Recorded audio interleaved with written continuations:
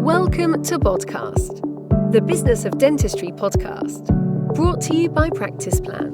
Podcast delivers the best business advice, real-life stories, and practical hints and tips to make your practice a more profitable and sustainable business. And now, here's your host. So hello everyone, and welcome to this latest podcast from Practice Plan, where we're going to be discussing the latest market review from Christie Co. And I'm absolutely delighted to be joined today by Steve O'Connor from Christie Co. Welcome, Steve. Hello, Nigel, and thank you for having me. It's a pleasure to be here. Oh, well, I'm very, very grateful to you for giving up your time today. So for the benefit of those of you that don't know me, I'm Nigel Jones. I'm the Sales and Marketing Director of Practice Plan. And I'm always very interested in all the kind of things that are going on in the world of dentistry. And I think when it comes to practice valuations and the drivers for change in that world, it's a particularly interesting time, I think. And I must admit, I found the latest Christie Co market review very, very interesting reading. Steve, I wonder if you could start by just describing your role at Christie Co, and then also giving us a sense of what you perceive to be the overview and the highlights of the latest review. Yeah, absolutely. So my role at Christie Co, I'm an associate director based in our Birmingham office. I cover dental practice sales across predominantly the West Midlands and sometimes venture over the border into North Wales as well. In terms of our dental market review, I think the key highlights, which I'm sure we'll discuss in a bit more detail, a few key themes creeping through, which include a slower than normal start to the year. So half one transactions were down, which were driven by various factors, which I'm sure we'll get into. There are still some recruitment challenges which are coming through. But I think throughout half two of this year, we've seen a real uptick in transactional activity and in general sentiment across the industry. I think there's a lot more positivity after what has been a rough 12 months. And so we expect through the remainder of this year and certainly into next year, the picture to be far rosier than it has been. Okay, so that's good to hear about that uptick in optimism on various points, because it feels like in some senses it's been quite a challenging time, particularly for NHS practices and particularly when it comes to recruitment, which I'm sure we'll delve into, as you said. So what do you think are the main factors behind that slowdown in valuations that in volumes that you saw before? Yeah, so I think without doubt the largest factor has been interest rate rises. We've been fortunate over recent years for having incredibly low interest rates over a long period of time. I think when Bank of England were increasing the base rate, it was fast, frequent, and before you knew it, we were kind of at 0.1% not that long ago, and suddenly we're at 5.25%. So the speed in which the rates have risen have certainly had an impact on the general confidence in the market, really. It's made things more expensive, and it's just given people time to pause and assess whether now is the right time, whether they'd perhaps be better off holding on for a period of time. It's always incredibly difficult to time the market as such. But whilst interest rates were going up rapidly, I think there was just a bit of time for pause and reflection. As a result of the most recent Monetary Policy Committee meeting not increasing bank interest rates, we've seen confidence come back into the market now and things settle. I think buyers are accepting of the fact now that this is the new normal. Interest rates aren't going to be going back to historic lows anytime soon, and so if you want to kind of get on in terms of buying dental practices, you have to work within the environment that's currently set. So a lot more confidence now, a lot more activity. That's interesting. So I think what I've if I've interpreted you correctly there, Steve, that actually, because there's an acceptance that this is how it's going to be for some time, there's no point in kind of waiting for an improvement in interest rates. It is what it is. So you just plan around that. Absolutely, that's it. Yeah. People are now used to paying more to borrow money. It's filtered through. It was a scary prospect at the time, but it is now becoming accepted. Some of the knock-on effects of obviously higher interest rates and the wider cost of living crisis, if you like, that isn't specific to dentistry, but I think what everybody's feeling. Operating costs within dental practices have gone up, and so that eats into the bottom line. We haven't seen a real slowdown of revenue across dental practices, but profitability is marginally lower than perhaps where it was 12-18 months ago. And so what we found, particularly through half one of this year and kind of venturing into the second half of this year, prices have softened marginally. Multipliers, they've rolled back very slightly, so the multiple of EBITDA that we use, but prices haven't dived off a cliff edge by any stretch. You know, for good quality practices, we're still achieving good prices. And I mean, one of the factors that people talk about an awful lot in terms of driving valuations is the activity of the groups and the corporates. So I was quite interested in that whole section of the report. So what would you pick out of that as being particularly interesting points? Yeah, so I think the sheer volume of transactions taking place within the independent market more so than the corporates. I think over the last few years, again, I know that we've sold many practices to the corporate groups. They typically go for the larger practices, but as much as anybody else, they took time to pause and reflect on their existing portfolios. Some of the poorly performing practices they've decided to dispose of and divest, many of which we're acting for. But I think the highlight from the report is just the sheer volume of practices going back into independent ownership. Now, at the smaller end of the scale, those types of practices would likely have always been sold to an independent owner anyway. But independent dentists are also purchasing some of the larger stock that we list. And I think that's great because it brings it back into independent ownership. And we know that in due course, that could be an opportunity in which the practice can be resold back into corporate ownership at a later date.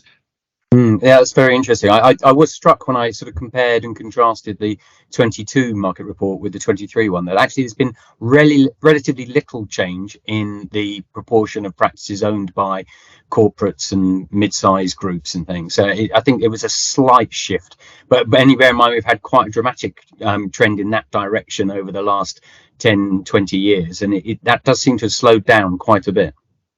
Yeah, absolutely. And as I say, I think that's still driven largely by the wider economic factors. Terms that corporate groups are offering are not as favourable as they were 12-18 months ago. And they have now took the decision, many of them, to dispose of underperforming practices within their portfolio. You recall that we're selling 45 practices on behalf of Bupa. And other groups are doing a similar thing, albeit to a much smaller scale. As I say, those practices invariably end up back in independent ownership, which is great for the sector. You've touched on a number of points during the course of the conversation so far that I think are really interesting to explore. But the rising costs of running a dental practice, that there seem to be, and of course, being who I am, I probably and be expected to make this distinction, but you sense that private practices were able to pass on a lot of the additional costs to patients, and I think there's a reference in the report to the resilience of patients when it comes to increased private fees. It must be a much more of a bigger challenge for NHS practices, particularly those in England, where they don't have quite the same flexibility to pass on costs. Are you seeing a difference in terms of EBITDA between those predominantly NHS and predominantly private, or is it not as clear cut as that? No, you're absolutely right. I think with the very nature of private practice, they're able to set their own fees. They're able to increase costs when their costs increase, and they have much more self-determination over their figures and financials ultimately. NHS practices, they're always at the mercy of NHS England when the contract value increase is announced each year. it was reasonably generous this year compared to historic previous years, at I think just under 6%. But when average costs are increasing 10, 11, sometimes 20, 30%, or if you look at gas and electric bills, sorry, they can be increasing by 100% in some cases we're seeing. So the small uplift in NHS contract value doesn't offset the increased costs that the practice is seeing. As I say, private practices have the advantage of being able to increase their fees, far beyond 5 or 6% if required to do so. And I think this year many people have. And just speaking, anecdotally, what we see, I think the public are much more accepting of the fact that they understand businesses' costs have increased, and they understand that it's going to cost them more to do things. And so, yeah, we've not seen any real tail off of activity within private practices. Quite the opposite. Most seem to be going from strength to strength. And be that fee paying or those with a plan provider in place. With NHS practices, there is always demand for NHS practices, but I think private practices are certainly growing in popularity. The number of people looking for particularly large NHS practices, predominantly NHS practices, is a fairly small pool. Mixed practices are still incredibly popular. They arguably offer the advantages of both, but high quality private practices are the real the real volume area at the moment, and what the majority of buyers are looking for. Yeah, it's very interesting. I mean, from our point of view, we're having the most sustained period of growth in the company's history, and we've been around since 1995. So, and what's particularly interesting is normally periods of growth have been triggered by a significant change to NHS contractual arrangements, and we haven't really had that. We've had the sort of tweaks, but we've not had anything significant, and yet the growth is huge. So I think that shows a level of confidence in private dentistry and an acceptance, as you said, by patients. You touched on that those costs rising, and mentioned about energy bills and those sorts of factors. Costs of having associates as part of the team or dental nurses as part of the team have definitely gone up because of some supply issues. And it's not supply just in terms of headcount, it's supply in terms of FTE, because an awful lot of people post-pandemic have cut back the number of clinical hours that they're doing, which is quite a key point when you're trying to do workforce planning.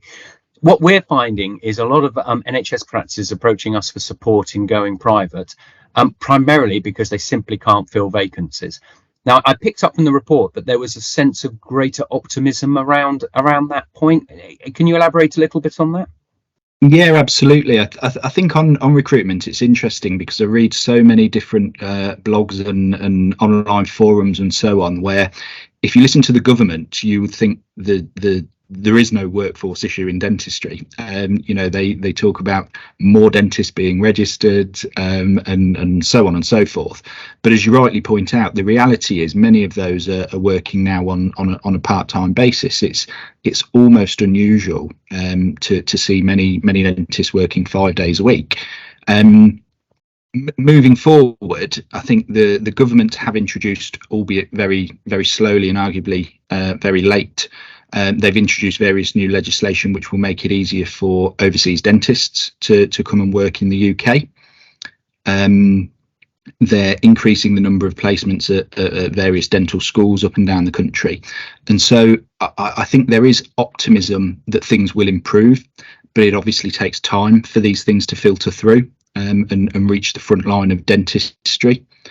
It's also interesting because historically, recruiting good dentists has always been a difficulty for practice owners, but it's no longer just dentists. It's the same for hygienists and therapists. It's the same for experienced nurses. And so what I think we have seen as well, coupled with the cost of living and general inflation that we've mentioned, which kind of enables practices to give staff a good pay rise, they're also incredibly keen to keep the good staff members that they've got. And so, yes, staff costs this year compared to previous years have seen a quite significant increase. Yeah, I mean, it's going to be interesting to see how that pans out, because you're absolutely right about the intent of government to bring overseas dentists in here, because that's the quick solution. That the NHS workforce plan will take 5-10 years before it has a material impact, and I think it's going to be a bit of a challenging time for the NHS, because it's hard for any NHS practice to compete for associates when private practices have enough demand that they need associates, and I think it's going to be an interesting thing to see how that plays out over the next couple of years. So in terms of the next couple of years and beyond, what would you be looking for in the future? What if we're here this time next year, Steve, talking about the latest Christie Co market review? What key highlights do you think there might be in it? Yeah, I dare say, I think the industry is probably going to go through 12 months or 2 years of just resetting. As I say, costs have risen significantly. There are recruitment challenges, various other issues in the kind of wider economic picture. I think, as we've heard, so many times over the years, certainty within business is absolutely vital to make sure everything keeps working as it should. And so I think after this fairly tumultuous year, I suspect the next 12 months will just be everybody finding their bearings again. So a period of reset before I certainly hope that things really start to improve and build further upon from where they are currently. Okay, well, I've thoroughly enjoyed this conversation, Steve, and I think I said to you before we started it that I could imagine us chatting for a couple of hours, because it's a really interesting report and there's so many different nuggets in it. Unfortunately, we've run out of time today, but I thank you so much. I'm very grateful for you putting aside your time to have a chat with me about the report. And maybe we can do this again, as I've intimated, this time next year. No, we'd absolutely welcome it. Thank you again for the invite and for arranging this podcast, and thank you for your time as well. Many thanks.